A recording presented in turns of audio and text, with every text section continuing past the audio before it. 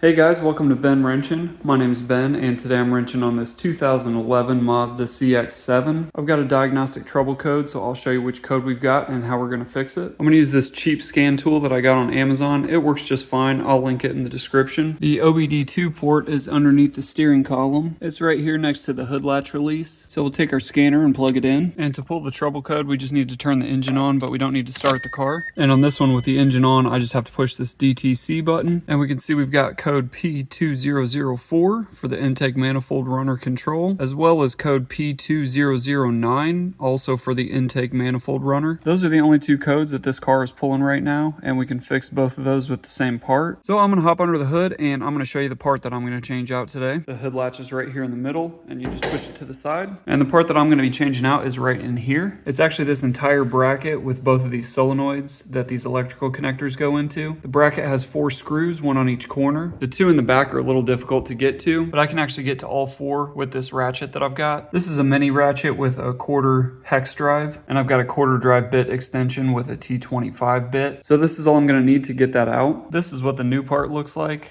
I got this on Amazon for $22. I will link this in the description. Some of these screws are a little difficult to get to, but the first one that I'm going to do is this one in the front because it's pretty easy to get to. So I can get in here with this mini ratchet and this T25 bit, and I can get this one out pretty easily.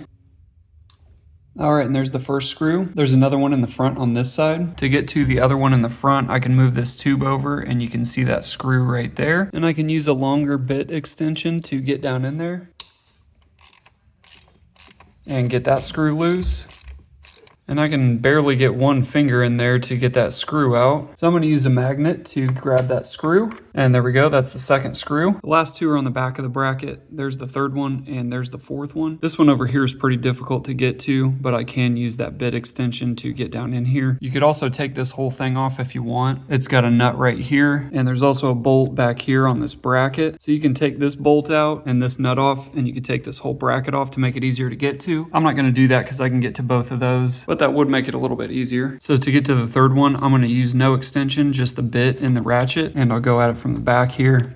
And I can break it loose with the ratchet sticking out the back. There's not a lot of room back here to turn this ratchet, but I am able to get at that screw. So I'll slowly back that screw out, and I'm trying to go slow so that I make sure I don't strip out the head of that Torx screw. So this looks worse than it is, but it's really not that bad. You just gotta have the right tools. And I can just reach around back and get this screw out the rest of the way by hand. There we go. There's the 3rd one. And for the 4th one, I'm gonna come straight down here, and I need to get this wiring harness out of the way. It's connected to this connector here, and it's got a tab on the back that you can push down and pull this connector out. So I'll set that aside for now, and I can get at that last screw coming straight down from the top. And it's hard to get a great shot of that last screw, but I do have my ratchet in there with the smaller extension right on top of that screw, and so I can reach in here and just break it free. And so now I'll just slowly back it out until I get the screw out, and I think this is probably about the best shot I can get of this back screw. I'm just reaching in here in the back and backing it out. So I was able to use this mini ratchet with those couple of extensions and a T25 bit to get at all these screws without taking anything else out. We'll see how difficult it's going to be to get these back in, but at least I didn't have to take out this bracket. I will link all the tools I'm using in the description, but this last one was definitely the hardest to get to. It's not that bad, it's just difficult to video and get the right lighting and turn a screw that I can't even see. And there we go, I've got it loose enough that I can turn this extension by hand. And there is the last screw. So with all 4 of those out, I just need to disconnect the electrical connectors. It's got 2 connectors on the top. The front one is a little bit bigger than the back one, and it's also got 4 small tubes on each of these that we'll have to take off. But I can start with these electrical connectors. They both have tabs on them that you just push down and pull them out. And I would recommend doing that before you take the bracket off, because then this will still be attached, but I can still get it off.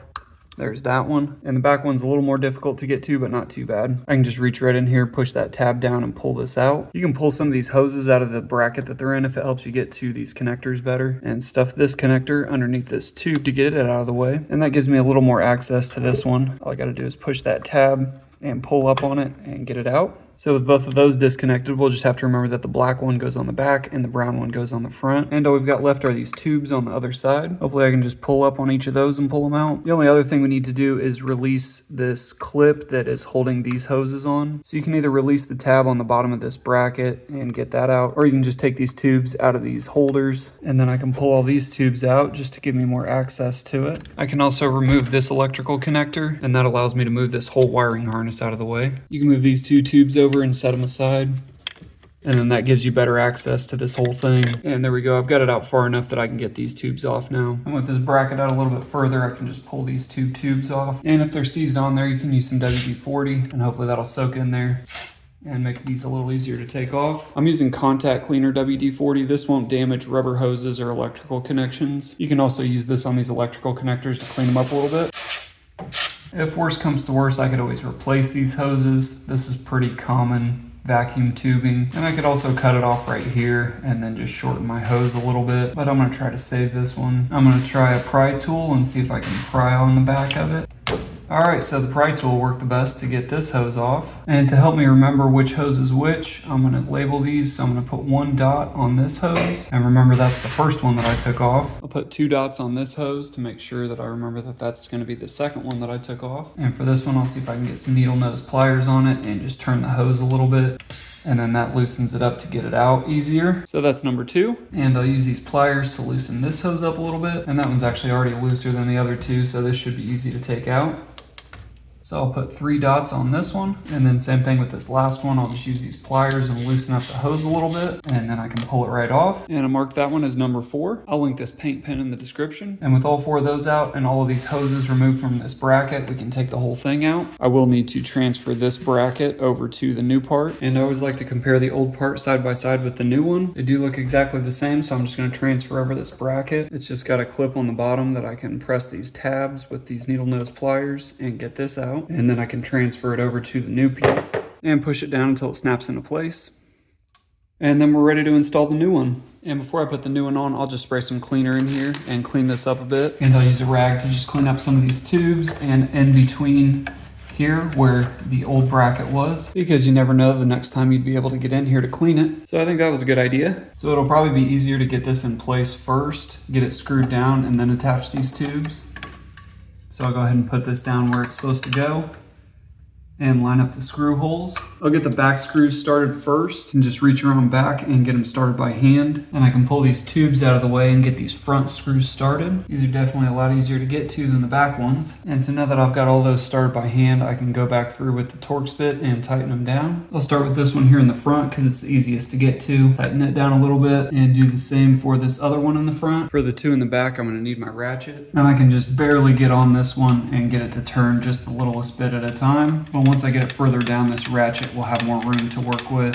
I think this is a 60 tooth ratchet, but it's got just enough teeth to be able to turn this screw in this tight space. And so it's turning little by little. So I'm gonna go ahead and tighten this one all the way down while I'm in this position. All right, and there we go, it is tight. So I'm done with that one. The one in the back corner I can get to with my extension. And so I'll just tighten that one down as well. And there we go, that one's tight too. And now I can do the same for the 2 in the front. All right, and I got all 4 tightened down. I can reconnect my tubes. So this is 2 and 3, and 2 goes right there. 3 goes right here. 1 goes back here, and 4 goes in the front. And with all those on, I can push the hoses back down into this bracket, and I can reconnect these wiring harnesses starting with this longest one.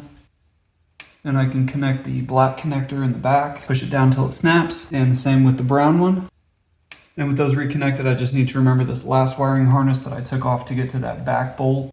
Get that back on, and then put all these vacuum tubes back into the slots that they were in. That one goes there. And this one goes here. And with that, everything's back in place. So we'll clear the code and see if it's still there. Make sure you clean up all your tools before you shut the hood. So I'll go ahead and use this to erase the codes. And I'll double check by hitting read codes. It says there are no codes stored, so that means we erased it properly. So I'll drive the car for a while, make sure the codes don't come back, but it looks like I fixed the problem. So the last thing I want to do before I give this back to my father-in-law is clean up this engine bay a little bit. I'm going to spray some green cleaner all over, and then I'm going to clean it with a steamer.